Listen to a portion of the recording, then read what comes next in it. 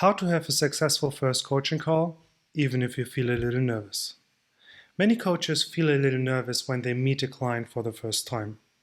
So in this video, I share how to think through the intake questionnaire and then how to prepare and structure a first coaching call so your client trusts your expertise and leaves excited for more. Many nutrition coaches struggle with feeling confident in themselves. So on my channel, I share the mindsets and skills needed so they trust themselves that they can get their clients the results they want while allowing them to build a successful nutrition coaching business. So the struggle with the first coaching call is that you have many different objectives. You want to build a long-lasting trust, but also learn about your client so they can reach their goals. So you need to inform your nutrition coaching program. But where do we start? Why is the first coaching call so important? Well, one part is about learning. This is an opportunity to learn about your client, to understand their story, and this will influence the whole coaching journey. But it's also about trust. It's about this long-lasting coach-client relationship. So it's important that they feel heard and understood so they can trust you. And then it's about reputation. So the client needs to feel your expertise. And if you're distracted because you don't really know what to do, they feel your nervousness. And this leads to poor retention. If your client doesn't feel like you understand them, you're present, you're confident what you do, they're much more likely to jump to a new program or to jump to a different coach because they cannot trust you. That means we need to prepare really well for the first coaching call so we can be calm and confident in ourselves. That means we have to figure out how to prepare for the first coaching call. We need to figure out what forms to bring and what questions to ask. And should we send the forms before the client comes, or are we discussing the forms with them? And how does it impact their excitement about the program? So there's a lot of things we first have to figure out so we can drop the nervousness a little bit and feel a little bit more confident. But then there's the actual structure, and coaching is so amazing because conversations can be chaotic and it's a back and forth or you don't really know what they're telling you. But if you don't have an overall plan, you don't know where you're going, so you cannot steer the conversation. And if you have not a clear direction where you want to go, it's super difficult for the client to trust you that you know where you want to go and where you want to lead them. So having a clear structure is important so they trust your expertise and also trust you as a person. And the final part is you want to gather information about the client so you can create a nutrition coaching program. But what is actually the important information that you need? What do you want to listen for? And what are maybe tangents that you can explore later? So we also need to clarify what is the important information that I want to gather from the first coaching call. With so many unanswered questions and things to consider, it's totally normal that you feel nervous and that you struggle with feeling confident when you meet with a client for the first time. But after watching this video, you will know how to successfully have a first coaching call that leaves your client excited for more while also trusting you. Not only your expertise, but also they know that you care, that you understand them.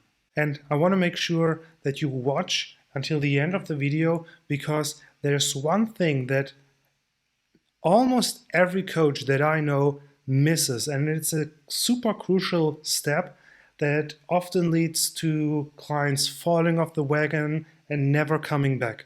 So make sure that you watch the whole video so you don't miss this tip. Let's get some clarity. Where are we currently in our discussion?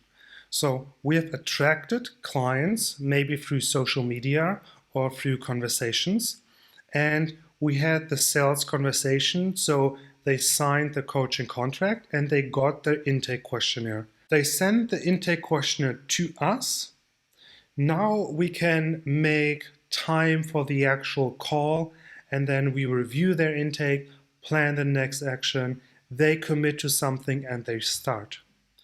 In case you're interested how to attract coaching clients, you can check out the playlist here and also in the description below how you can attract coaching clients even if you don't have any clients yet. If we look at the bigger picture, so we have the first coaching call where we review their intake, we plan an action, and then we have a couple of check-ins later, usually maybe in a 2-week rhythm, and between them we have check-in forms. And if you're interested in how to create your own check-in form, you can check out this video here, and I'll also link it in the description.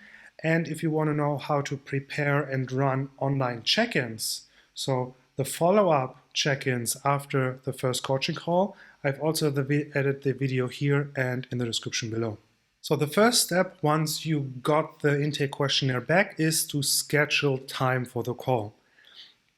With a first coaching call like this, it's best to have actually a one-on-one conversation, either via video or in person. Because in these conversations, there are so many things that can come up that an email is often difficult to explore these different areas. And it's also much more difficult to develop trust over email, because the real conversation tells you so much more about the person. And if you want to get a template of how to invite a client, what to say, what not to say, how to structure it, then you can check out my Coach with Confidence kit, where the invitation template is part of it, and it helps coaches feel more confident in their own actions and that they trust themselves, that they can get their clients results and build a successful business. So if you want to get the invitation template, check out my Coach with Confidence kit. We need to make time to review the intake. So we go through the questionnaire, we try to understand their goals, their preferences. We try to create a picture or a story of how their lives look like.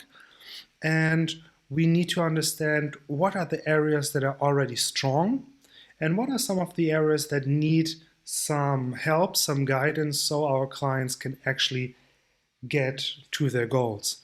And if you want to get a client tracker so you can organize all the information in one place, you can check it out. It's part of my Coach with Confidence kit. When you're looking into the intake, look for these parts. First, look for what to start with. Often clients mention already what they have started or what they would like to start. Make this a priority. If they want to continue or go into a certain direction, we have to support them as best as possible, because there's no arguing anymore. There's no motivation building. They want to go. So our job actually is to just remove all the obstacles and they can move freely. Then we need to look for strengths. It's super easy to always look for the negatives, for the brownies in the food diary. But let's first look at the strengths. Look at their variety of protein choices, how well they're already sleeping, what a time management ninja they are, what a great support system they have. So let's start to highlight everything that the client already has. From there, go through the intake and look for obstacles. Try to understand, why has your client not reached their goal yet? So what is blocking them? And then try to build a hierarchy. What is the biggest roadblock and what might be the easiest roadblock? So you have an idea where to start. And then try to understand the skills. So what do they need to do to overcome these obstacles? So if they have struggled with stress management, what do they need to learn to regulate their stress a little bit more? Or what do they need to do to not feel stressed as much? And then the last part is the level of experience. Maybe they have a lot of experience in the gym. They train really, really well, really consistently, really hard. but they end each session with two handfuls of cashews or with spoons full of peanut butter. So training consistency is really high, training intensity is really high, but food choices post-workout are, well, they could use some work. And this is how you can think through the intake questionnaire. And if you want some ideas on the different areas you can look for, like emotional eating, lack of planning, cravings, and so on, you can download these top 10 nutrition challenges and 60 ways to overcome it, plus 40 additional ways to eat better, together with all the other templates that I have in my Coach with Confidence kit. And I have a separate video that I link here and in the description on how to create a nutrition coaching program. Now that you have thought through the intake and you have your hierarchy of obstacles and your strengths, try to pull a reference guide or think for your own and try to create different options for the obstacles that you observe. So for the biggest obstacle, you think, oh, you could do this, this, or this.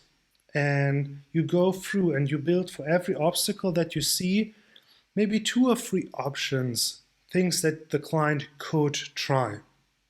And try to come up with something that is in their realm of expertise or skill. So if they have very little experience and very little skill, like every time they're just mildly upset, they stuff their face with ice cream, then getting rid of all the ice cream is probably too much. But maybe you could suggest something like, okay, maybe we can buy a smaller container of ice cream.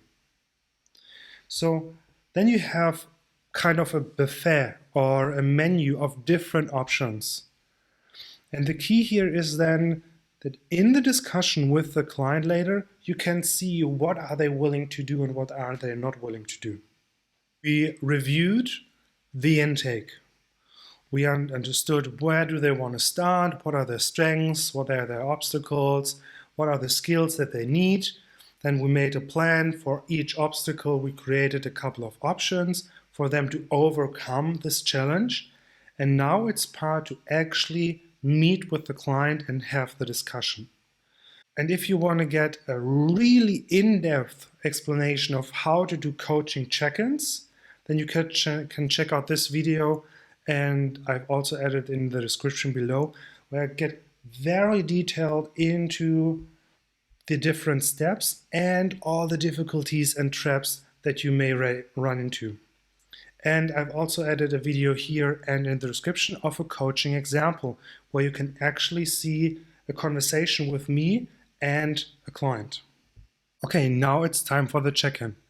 The first part is setting your attentions. So 1 minute, 30 seconds before the actual meeting, just sit down for a second, relax your shoulders, breathe for a moment, and think about how you want to show up to the meeting.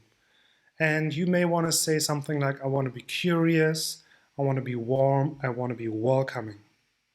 And you also think about your best coaching behavior. So you're listening, you're curious, you want to understand, you're non-judgmental, you're supportive. You work more as a guide than somebody who tells the client what to do. This quick focus gives you so much perspective and stance during the conversation that is one of the most critical steps that many coaches miss. So relax, breathe, try to think how you want to show up to the conversation, and then go. And if you're interested in 30 ways to practice your coaching skills, check out the video in the description. And if you want to make sure that you don't miss any crucial steps, you always know what to do next, check out my first coaching call checklist to feel confident, calm, and ready for the client, that you can also find as part of my Coaching with Confidence kit that you can download for free with the link in the description. Now you are actually on the call with the client. What do you focus on in the first 5 minutes? Start with a warm welcome, maybe a little bit of chit chat, how are you doing? And then start by sharing how you work. And this is important. Share how you work from the client's perspective. How is everything you do a benefit for the client? Then also have a quick discussion on what to expect from you and what they can expect, what you expect from them. And I've added this as part of my coaching agreement as well. So if you're curious how I talk about expectations in my coaching, it's part of the Coach with Confidence kit. And lastly, explain the flow. Explain what is going to happen in this first coaching call. So that you will first review what you have noticed in the intake questionnaire. Then you will collaborate together on the next action step. You will decide specifically what to do, and then you discuss the next steps of when to meet again. After the first 5 minutes, you start by reviewing their intake and you share what you have seen in the questionnaire. Why is that so important? Because you're only seeing their written responses. So you have an idea of what their goals are, their strengths, their obstacles, their skills, but you don't know for sure. So you need their input and try to welcome any critique or any correction, because it means there was something that you didn't quite understand and now you get the important information. So when they're telling you, well, now it's actually like this or it's actually like that, you learn a tremendous amount about the client. So don't try to be right or make it so vague that they agree anyway. Try to see specifically what you see, their goals, their strengths, their obstacles, and then get their feedback, because together you gain much more clarity. And then try to get clarity on any questions that you may have. So something that I try to do is I try to imagine a life of my client. So I try to imagine, how do they wake up? Do they feel rested? Are they not feeling rested? Is there an alarm? How does their morning routine look like? Their commute? How do they feel when they're at work? Is it stressful? Is it not stressful? Are there particularly parts during the week that are stressful? How does it impact their energy for training? What do they want to eat later in the day? Is there someone who's waiting for them? And so on and so on.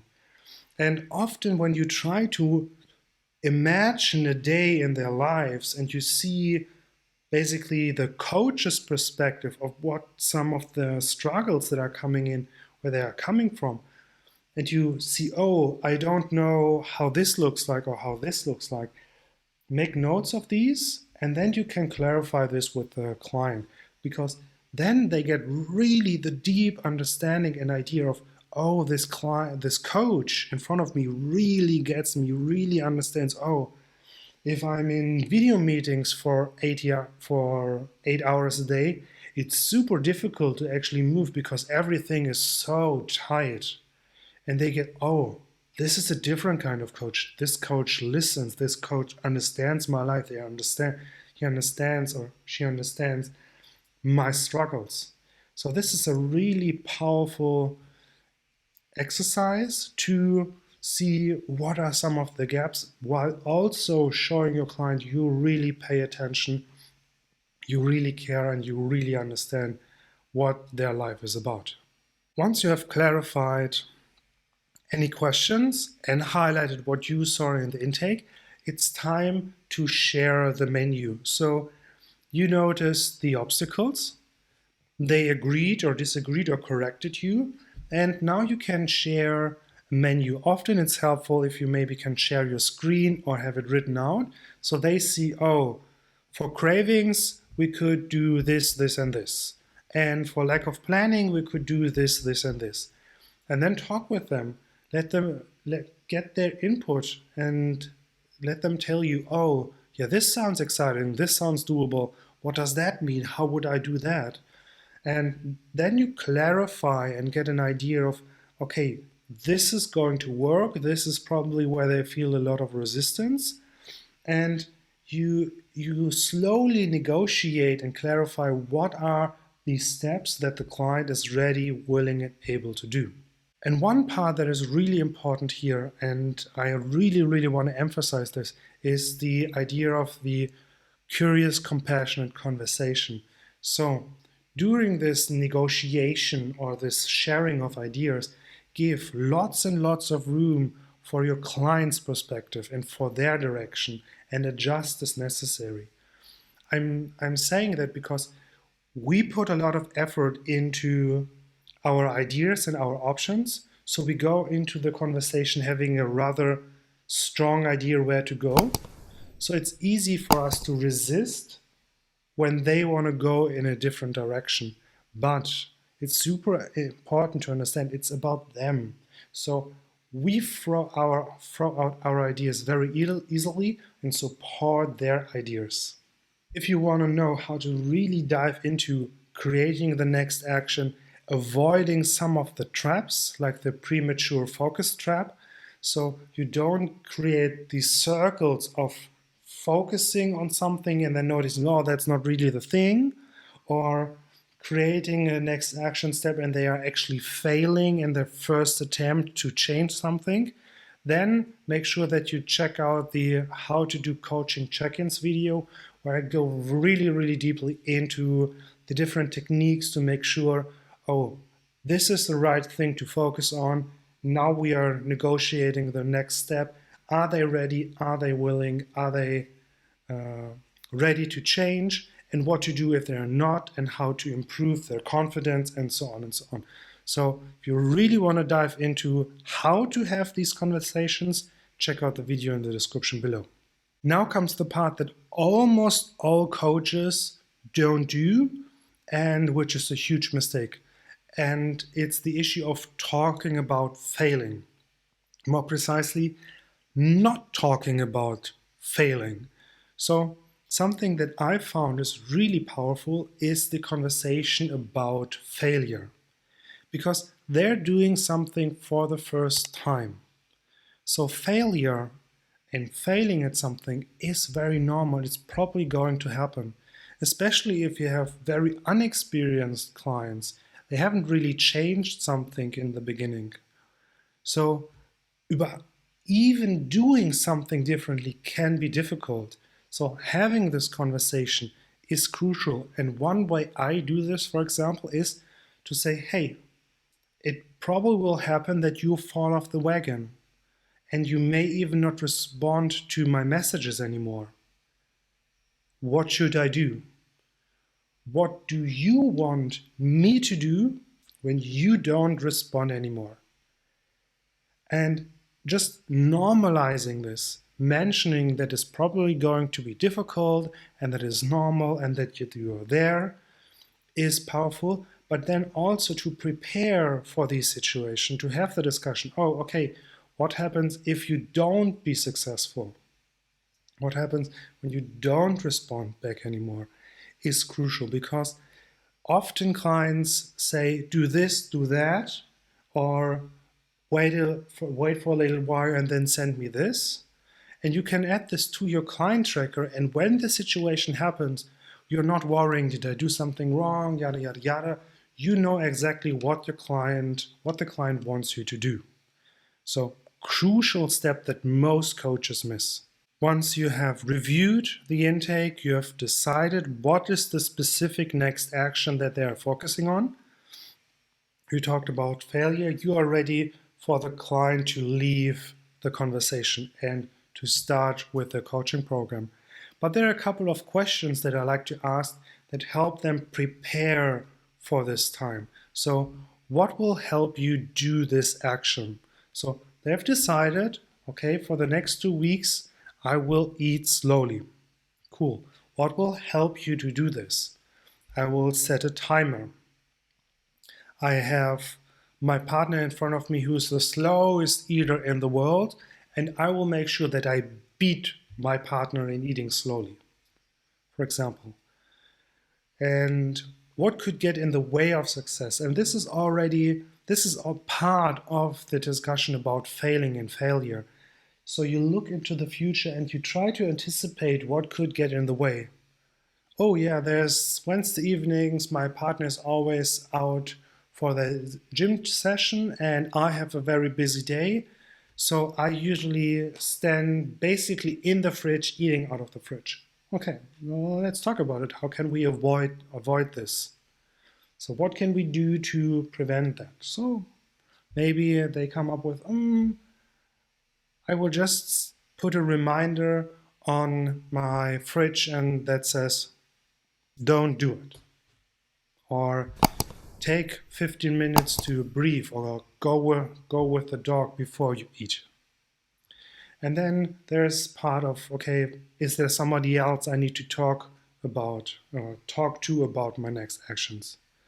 So again, the idea is the preparation always comes first. And even before they leave, you're preparing for failure. So you're prepared to avoid that, but also you're looking into the future to see, okay, what are some potential obstacles? Something that I like to do is write a very quick summary of the main takeaways. So what is the one thing they are going to do? How they know they are successful? So how are they tracking that? What is helping them? What are potential obstacles? And so on and so on. And I send it in a quick email template.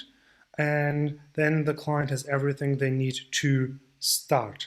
And if you're interested in the template, it's part of the Coach with Confidence kit that you can download for free. The link is in the description. Then comes the part of, how do I end my first coaching call? And there are actually a couple of steps. The first part is that you clarify again what happens next. So when do they get any additional information if they need it? When do you send out the check-in form? How soon or how quickly do you need their feedback to the check-in form? Then make sure that you give lots and lots of positive feedback. So everything that you liked about the conversation, their openness, their focus, their cooperation, maybe some of the strengths that you have discovered, mention it and thank them for that and highlight it, because everything that you encourage, the client will do more often. And over time, coaching becomes so much easier because you basically encourage and train the traits that you want in your client because of the positive feedback. And lastly, discuss the next action, the next check-in. So make sure they know when to meet, how to meet, and what has to happen before the meeting. The client already left the conversation. Take a few minutes, update your client info tracker with all the important decisions and the insights from this conversation. Make time in your schedule for the next meeting, but also make time to review and prepare for the meeting. And ideally also take at least 30 seconds to quickly review your own behavior and think, okay, this is maybe something that worked really well. How did I do that? This is something that didn't work so well. How could I improve it with the next conversation? Thank you so much for watching. Here are a couple of videos that help you dive deeper into the first coaching call and how to have coaching calls in general.